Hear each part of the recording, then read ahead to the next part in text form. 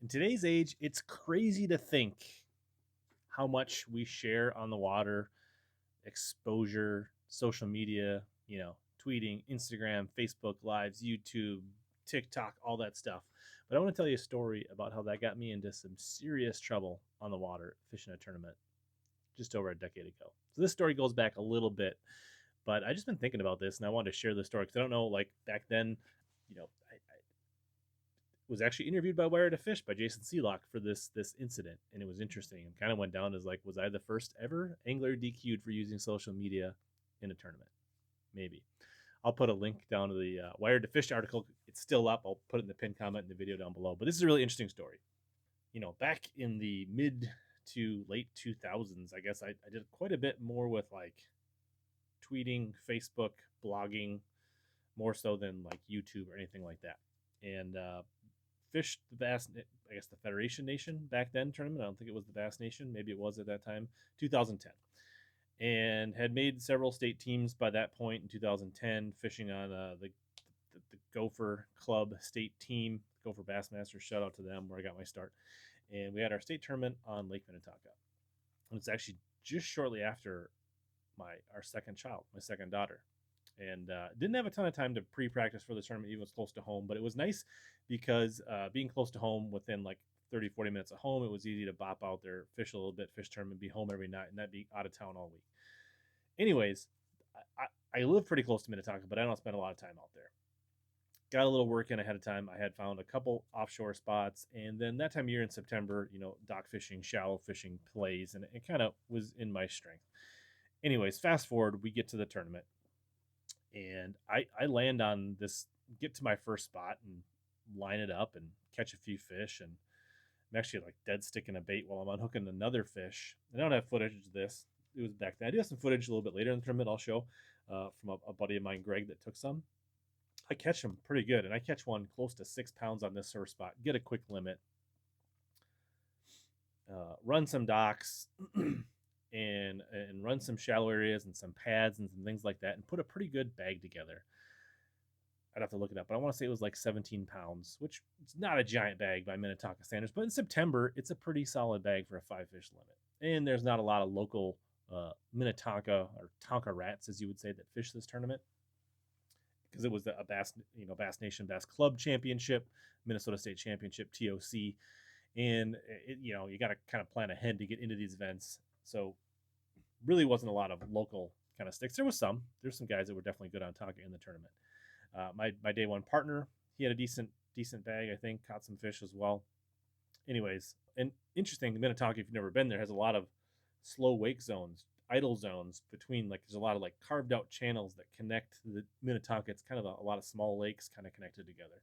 And I was updating on my phone, probably back then, circa was like a Motorola Q or a BlackBerry or something like that, like putting some text updates out, like to like Twitter, and they're probably connected automatically to my Facebook account. Like, got a good bag going, looking to upgrade in the afternoon. Nothing really specific, like, was no patterns, no lures, no information other than that, hey, I was having a good day. I think the weigh-in was at Lord Fletcher's back then. It was more like let people know, hey, there's gonna be some good fish coming to the scales. If you want to come out to Fletcher's and catch the weigh-in, get more eyeballs on the sport. That's always been my mentality for a long time, and just kind of build some buzz around the tournament.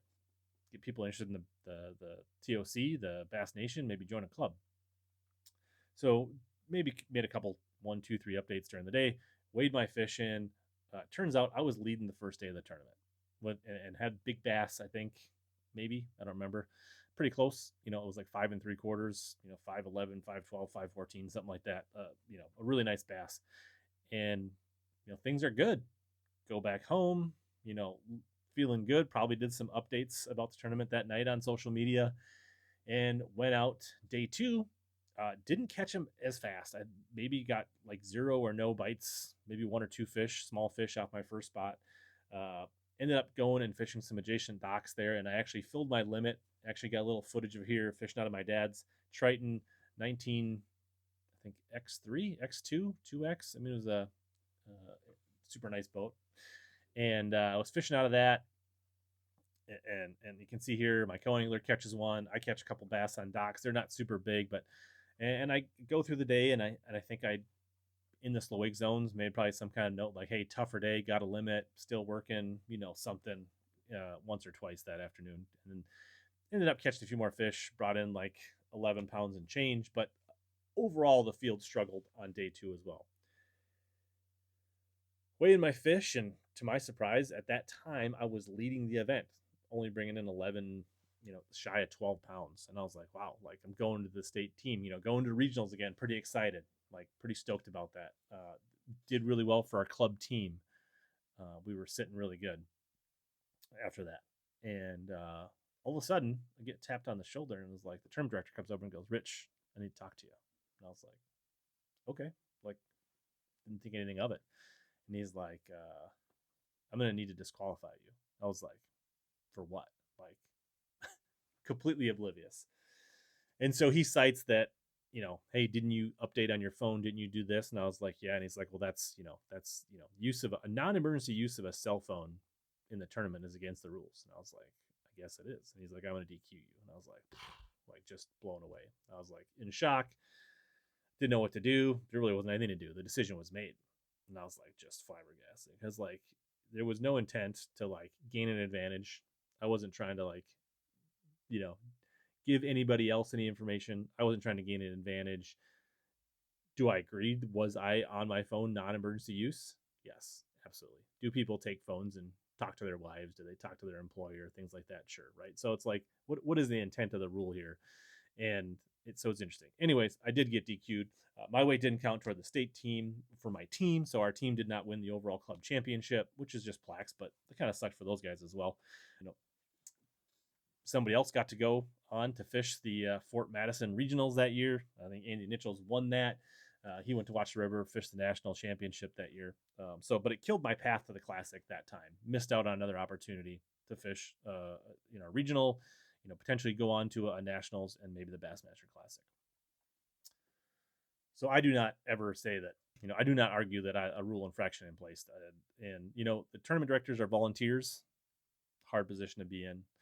But I do have a couple, like, I don't know, critiques, right? Like, supposedly he just kind of, the morning of day 2. So somebody, how he found out about it is somebody that was in the Federation Bass Nation at the time, saw the updates and approached the tournament director. Somebody not fishing in the event said something to him.